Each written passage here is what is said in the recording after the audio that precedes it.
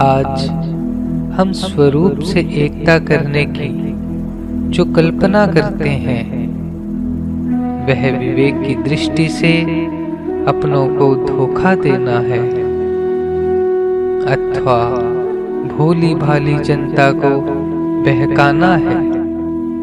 सोचिए कि सुंदर मकान क्या उसे कहेंगे जिसमें सब कमरे समान हो, अथवा उसे कहेंगे जिसमें सब कमरे अपने अपने कार्य के लिए उपयुक्त हों। जैसे शौचालय अपने स्थान पर ठीक हो, रसोई घर अपने स्थान पर ठीक हो, बैठने का कमरा अपने स्थान पर ठीक हो, सोने का कमरा अपने स्थान पर ठीक हो, कार्य करने का कमरा अपने स्थान पर ठीक हो। सब कमरे अपने अपने स्थान पर ठीक हों तो उन्हीं के समूह को आप सुंदर मकान कहेंगे। इसी प्रकार सुंदर शरीर आप उसे कहेंगे जिसमें प्रत्येक अवयव अपने अपने स्थान पर सही और स्वस्थ हो। सुंदर समाज उसे कहेंगे जिसका प्रत्येक वर्ग अपने अपने स्थान पर सही हो, ठीक हो। कहने का तात्पर्य यह है कि सुंदरता का अर्थ अनेक विभिन्नताओं का अपने अपने स्थान पर यथेष्ट होना है। अब विचार यह करना है कि जब हमें अपने अधिकार प्रिय हैं तो हमारे अधिकार क्या होंगे? हमारे अधिकार वही होंगे जो हमारे साथियों के कर्तव्य हैं, और हमारे साथियों के अधिकार वे हैं जो हमारे कर्तव्य हैं।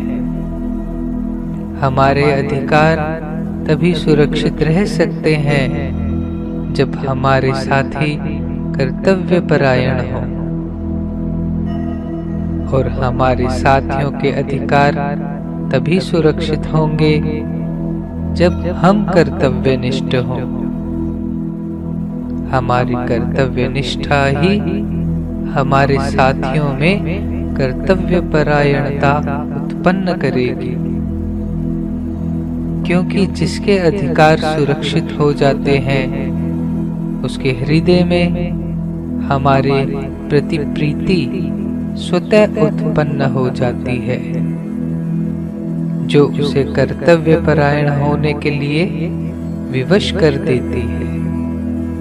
अतः यह निर्विवाद सिद्ध हो जाता है कि हमारी कर्तव्य निष्ठा ही हमारे अधिकारों को सुरक्षित रखने में समर्थ है। यह भली भांति जान लेना चाहिए कि अधिकार कर्तव्य का दास है। हम अपने अधिकार की रक्षा में भले ही परतंत्र हों, परंतु इस बात में सर्वदा स्वतंत्र हैं कि अपने साथियों के अधिकारों की रक्षा करें। इसमें कोई पराधीन नहीं है। तो आप विचार करें कि सुंदरता समाज में कब आएगी? जब व्यक्ति में सुंदरता हो तब आएगी, या समाज में सुंदरता हो तब व्यक्ति में सुंदरता आएगी? इस दृष्टिकोण को सामने रखकर आप सोचें कि अपने को सुंदर बनाने में हम पराधीन नहीं हैं। हमारा साथी सुंदर हो, इसमें हम भले ही पराधीन हो। इससे यह सिद्ध हुआ कि जब हम स्वयं सुंदर होने में स्वतंत्र हैं, तो यह क्यों सोचें कि पहले हमारा साथी निर्दोष तथा सुंदर हो।